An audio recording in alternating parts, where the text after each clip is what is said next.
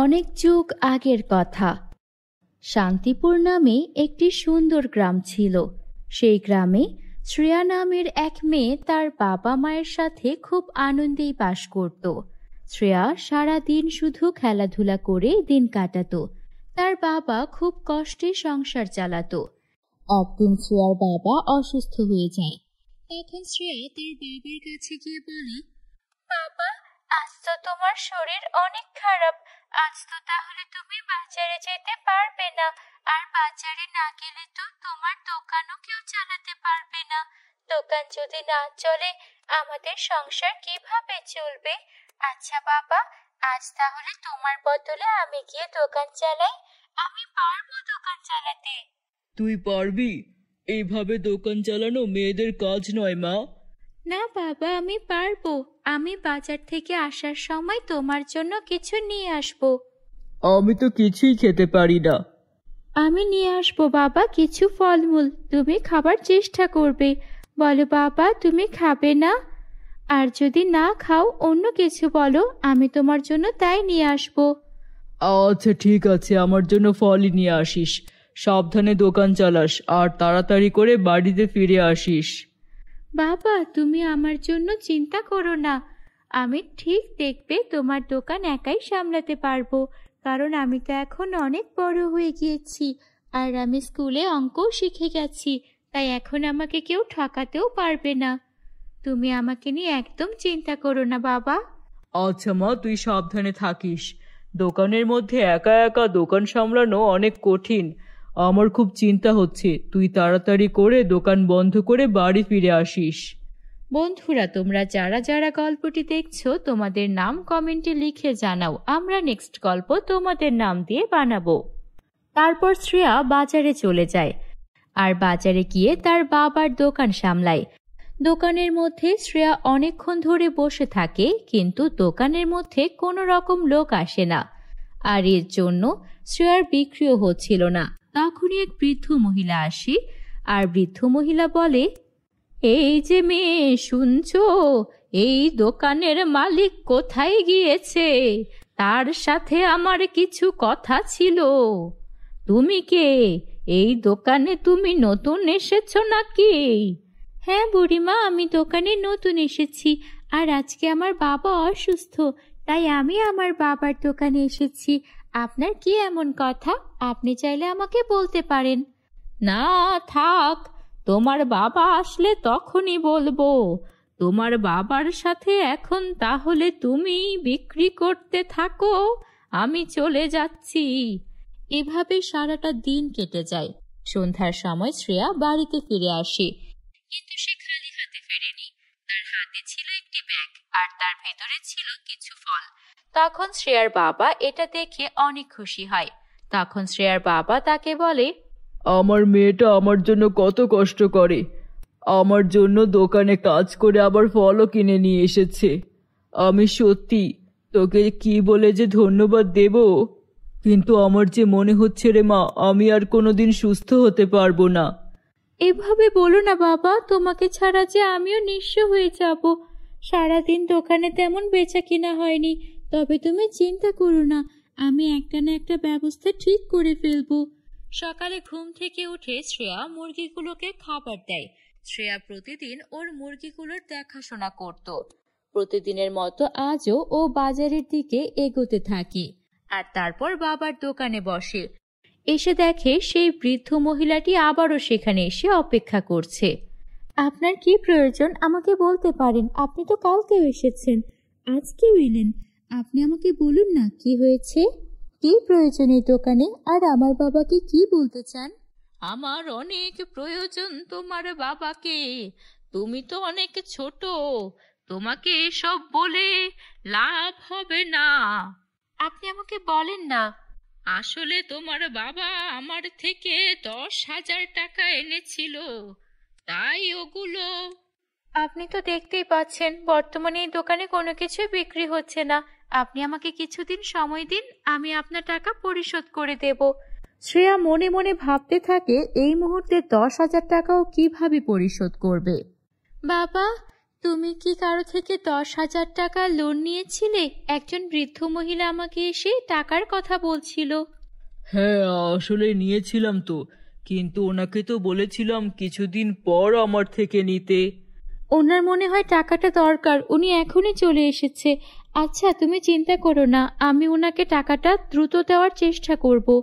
শ্রেয়া মন খারাপ করে সেখান থেকে হাঁটতে থাকে আর তারপর একটা জঙ্গলে গিয়ে কিছুক্ষণ বসে থাকে। এভাবেই দিন কেটে যাচ্ছিল। শ্রেয়া অনেক চেষ্টা করছিল টাকাটা জোগাড় করার। এদিকে ওর বাবা একদিন অনেক বেশি অসুস্থ হয়ে যায়। আমাকে ক্ষমা করে দিও মা, আমি তোমাকে দেখে রাখতে পারলাম না। তোমাকে একা করেই এই দুনিয়া ছেড়ে আমাকে চলে যেতে হচ্ছে।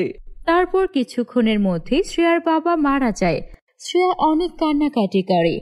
বাবাও আমাকে ছেড়ে চলে গেল, আমার কাছে তো এখন টাকাও নেই। আমি এখন কিভাবে বাবার ওই ঋণ পরিশোধ করব? আমি তো বাবাকে ছাড়া একা কিছুই করতে পারবো না। শ্রেয়া এইসব ভেবে পথে পথে ঘুরছিল। ওর অনেক তেষ্টা পেয়ে যায়, তাই ও একটা কুয়োর কাছে যায়। দেখে কুয়ো থেকে অদ্ভুত আলো বেরোচ্ছে। কি ব্যাপার, এই কুয়ো থেকে এমন একটা অদ্ভুত আলো বেরোচ্ছে কেন? যখন কুয়ার কাছে গেল শ্রেয়া, তখন দেখলো একটা পরী সেখানে দাঁড়িয়ে আছে আর পরীটার গা থেকেই আলো বেরোচ্ছে। এই যে মেয়ে, তুমি এখানে কি করতে এসেছো? আপনি কে? আপনি কি আমাকে মেরে ফেলবেন? আরে না না, আমি কেন তোমাকে মারবো? আমি তোমার কোনো ক্ষতি করব না। আমাকে বলো কি হয়েছে? তুমি কি এই কুয়োতে কোনো খারাপ মতলবে এসেছো? না না পরি, আমি কোনো খারাপ উদ্দেশ্যে আসিনি। আমি তো জানতামই না এখানে আপনি থাকেন। হ্যাঁ, আমি চলে যাচ্ছি, ভুল পথে এখানে চলে এসেছি। তেষ্টা পাওয়ায় কুয়ো দেখে এগিয়ে এসেছিলাম। হ্যাঁ, তোমাকে দেখে আর তোমার মনের সব কথা আমি আমার জাদু দিয়ে বুঝে নিয়েছি। তোমার বাবার মৃত্যুর পর তুমি প্রাণপণ চেষ্টা করছো তোমার বাবার সেই ঋণ পরিশোধ করতে, কিন্তু তোমার বাবার দোকান আর আগের মতো চলছে না, তাই তো তুমি আর ঋণ পরিশোধও করতে পারছো না। বাবার ঋণ এভাবে পরিশোধ করার জন্য মেয়ে হয়ে চেষ্টা করছো, এটা আমাকে মুগ্ধ করছে। দাঁড়াও, আমি তোমাকে কিছু একটা উপহার দিচ্ছি। এই বলে পরী তার জাদুর কাঠি ঘোরালো আর কুয়ো থেকে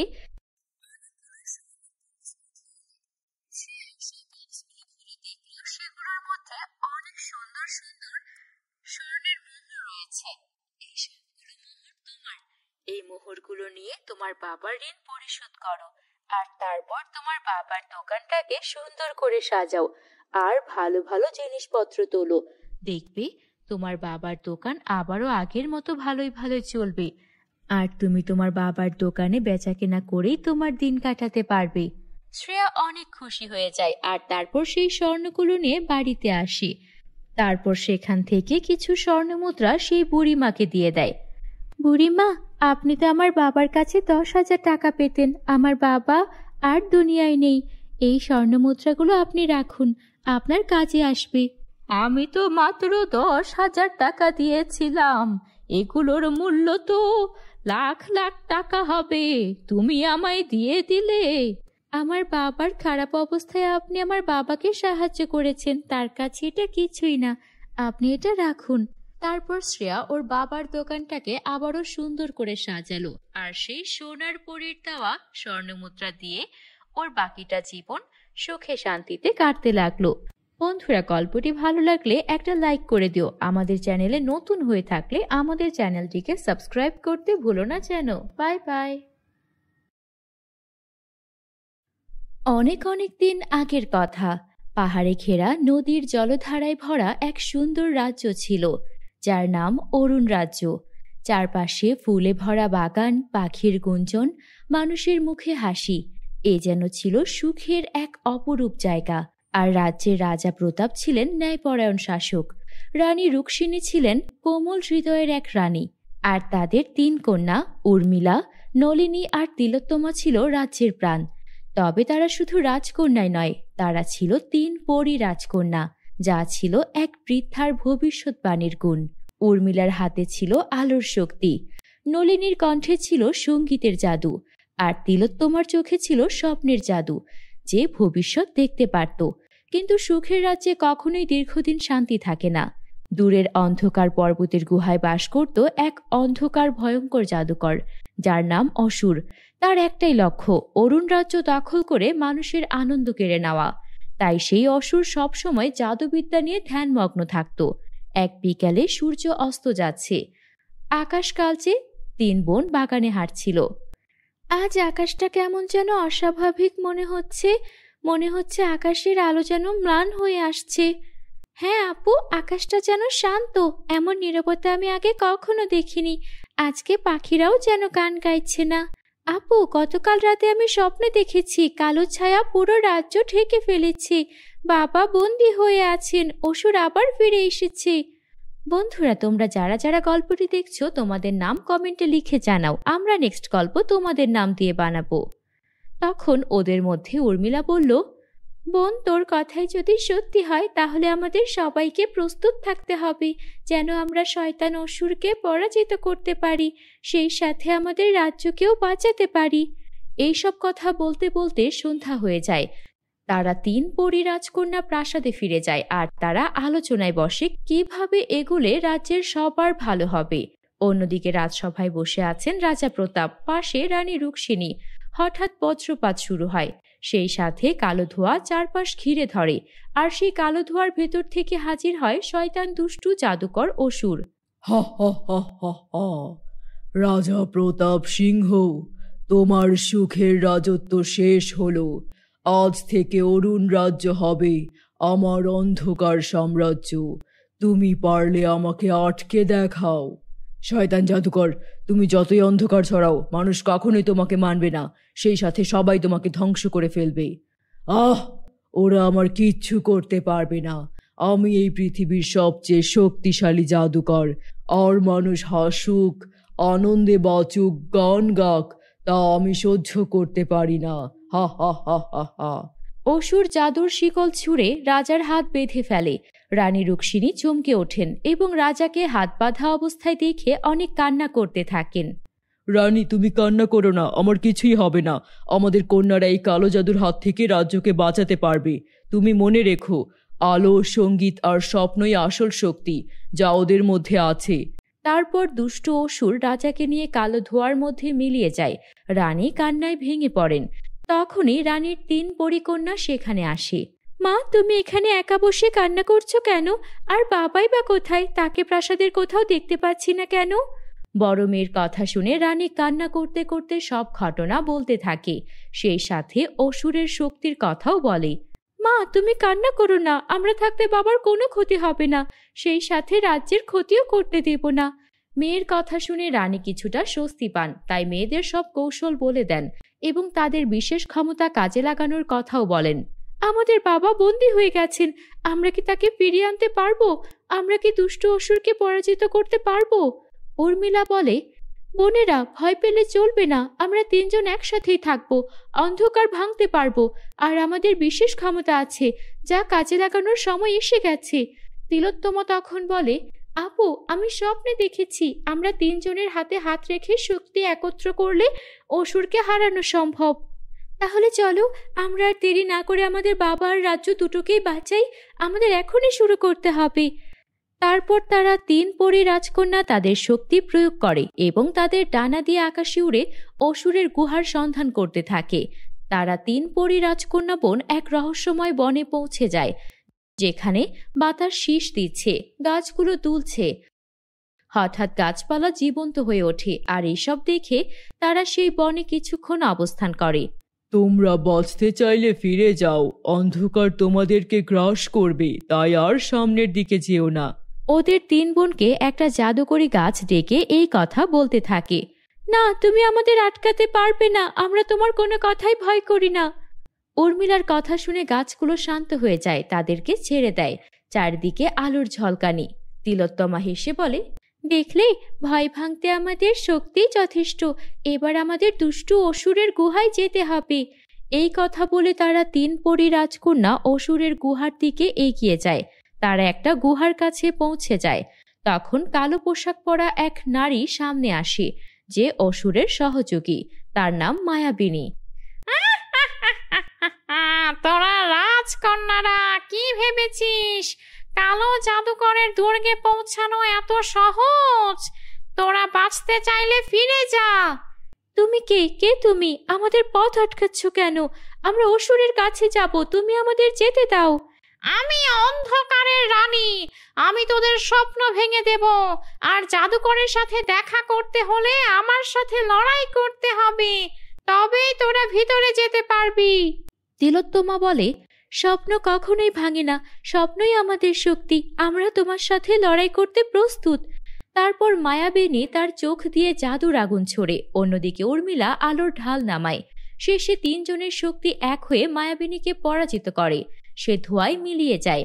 তারা তিন পরী রাজকন্যা বোন কালো দুর্গে প্রবেশ করে। তখনই তারা তাদের হাত বাঁধা বাবাকে দেখতে পায়।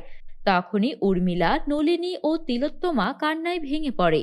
অবশেষে তোমরা এলে, ভেবেছ আমাকে হারাতে পারবে? হা হা হা হা হা। কিন্তু আমি তোমাদের শেষ করে ফেলবো, সেই সাথে তোমাদের সব শক্তি আমার করে নেব।